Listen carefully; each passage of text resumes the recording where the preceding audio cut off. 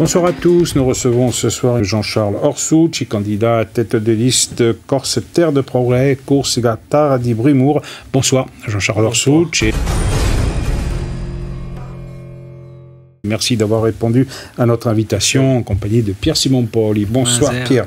Alors on sait, Jean-Charles Orsucci, qu'il vous a été difficile de bâtir une liste à l'occasion de ce scrutin. Alors pour quelle raison? C'est le fait qu'on ne voit pas en vous un possible vainqueur, le fait de porter de la quête de Macron et le fait d'avoir été dans une opposition plutôt...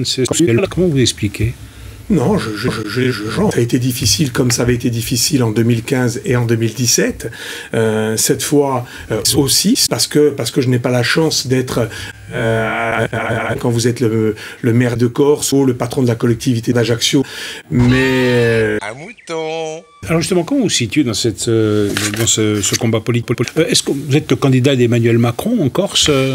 J'ai le soutien du gouvernement et je suis le président de la République, dont j'estime très sincèrement que c'est une merde pour les enjeux futurs, de pouvoir établir le dialogue avec l'État.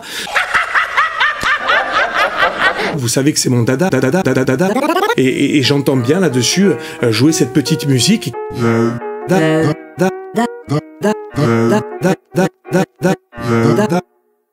Après on parlera de votre programme bien sûr, mais sur le départ de Tony Paul et de Catherine Connet qui ont rejoint d'autres candidats, comment vous l'avez pris? Ça a été un désaveu? Non, ce sont des choix qui leur sont personnels. Moi d'ailleurs je préfère m'attarder sur ceux qui m'ont rejoint. Il y a eu du changement, il y a eu des choix. Ce que je peux vous dire en tout cas, c'est que j'ai pété. Je crois qu'on a fait beaucoup et c'est pas dur. Je crois que ça sera un plus. Mais pourquoi ne pas avoir accepté la quête de la République en marche? C'est trop lourd à porter encore, parce que le bilan de Macron n'est pas terrible ici. Alors, je crois encore la politique corse. Alors, ça c'est votre avis. Si vous m'autorisez, on est dans la campagne territoriale. Emmanuel Macron a sauvé l'économie de la France et...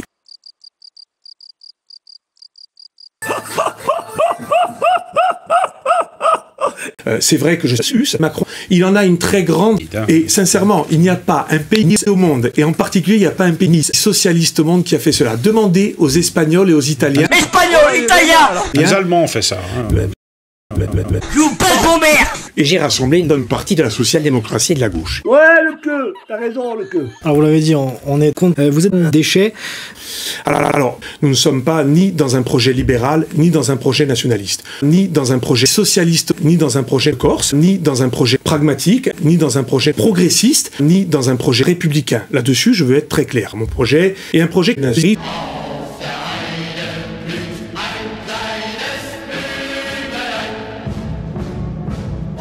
Alors un dossier important. Alors on fait le point avec Jean-Philippe Mattei.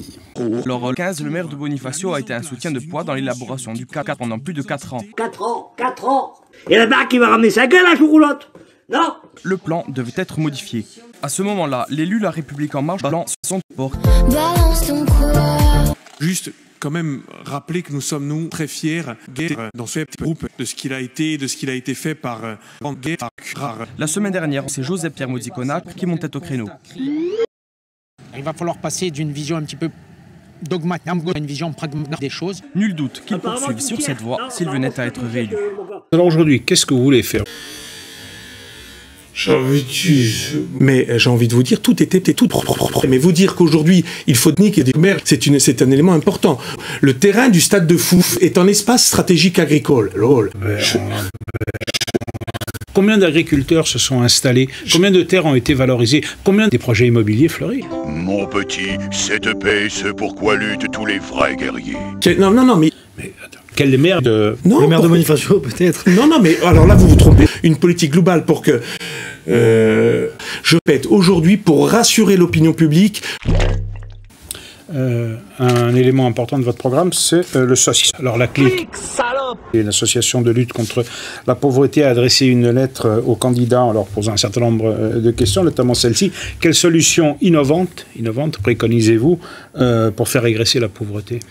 Nous sommes recordman de France du renoncement au droit. Alors, Premièrement, très vite, je sais bien que c'est un sujet très... Je continue.